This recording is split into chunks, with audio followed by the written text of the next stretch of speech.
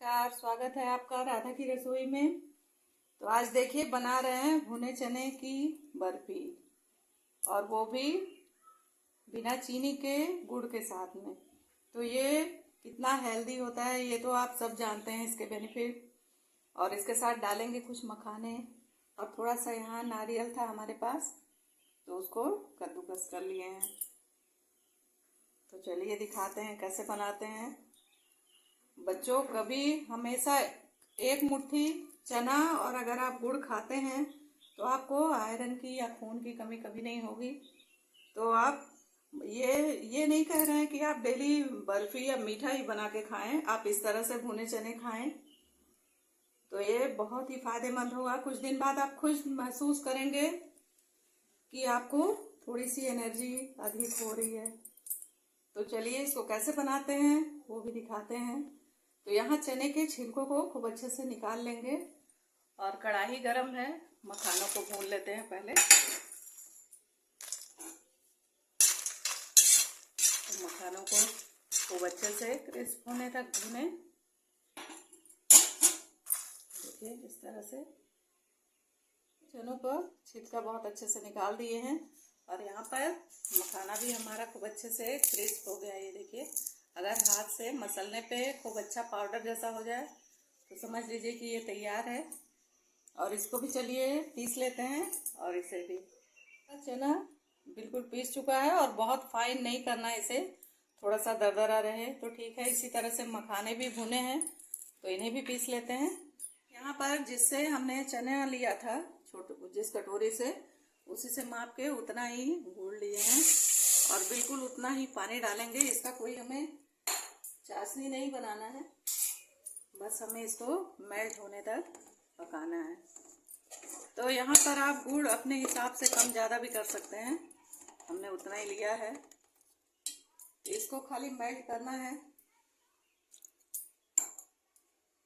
तो इसको मेल्ट होने देते हैं। जब तक हमारी चाशनी तैयार हो रही है तब तक हम इसे भून लेते हैं। तो यहाँ पर घी डाल रहे हैं देसी,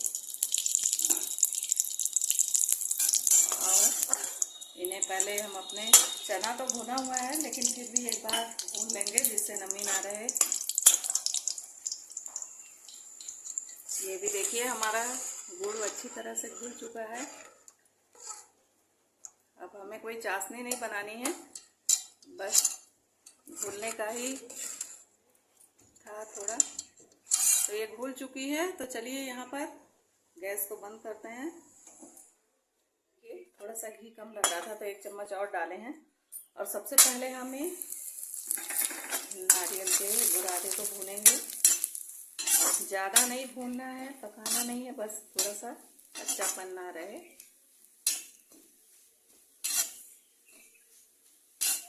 तो थोड़ा सा इनको भून लेंगे। और यहाँ पर देखिए मखाना और हमारा भुना हुआ चना है पिसा हुआ, तो इन्हें भी खूब अच्छे से भून लेते हैं। बहुत ज़्यादा देर नहीं, लाल नहीं करना है, क्योंकि ये भुना हुआ है और मखाने का इसमें टेस्ट बहुत ही अच्छा लगता है। तो इस तरह से मसलते हुए कम से कम 2 मिनट तक भूनें। तो चलिए भून के फिर दिखाते हैं। जब तक हमारा भून रहा है, ये करीब करीब हो ही गया है, वो भी दे रहा हूँ 1 मिनट। तब तक यहाँ पर हरी इलायची है, तो चलिए इसको भी कूट लेते हैं।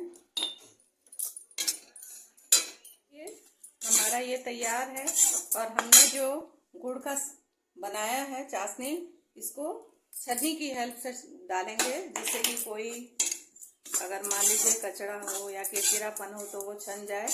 तो चलिए डालते हैं। ये जो भी कचड़ा था थोड़ा बहुत गुड़ में जरूर रहता है, तो वो छन्नी के साथ में निकल जाता है। तो आप इस तरह से ज़रूर डालें। और इसी स्टेज पे जो हमने इलायची कूट के रखी थी उसका पाउडर भी डाल दें, और इसे बराबर चलाते रहें।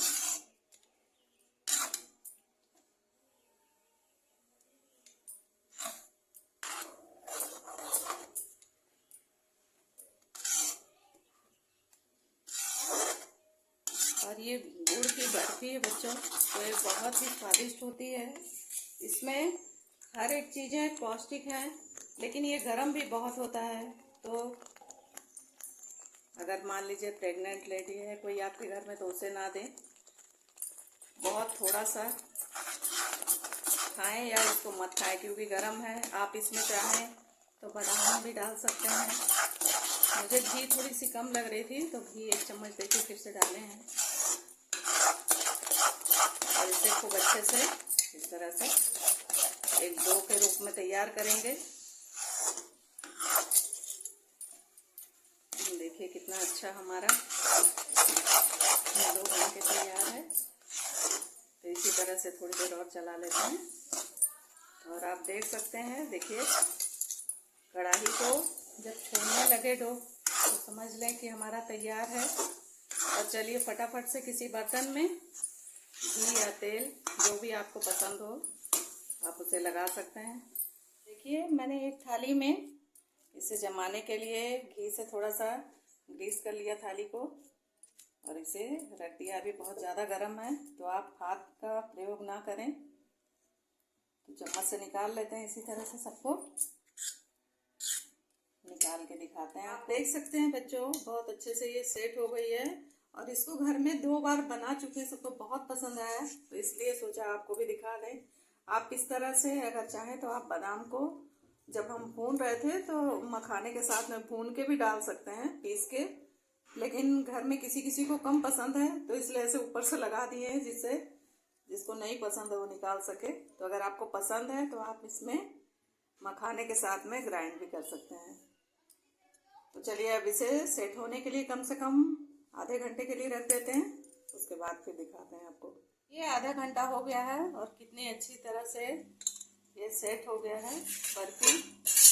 तो चलिए इसको आपको जैसे भी इच्छा है, छोटा बड़ा, आप उस हिसाब से काट सकते हैं।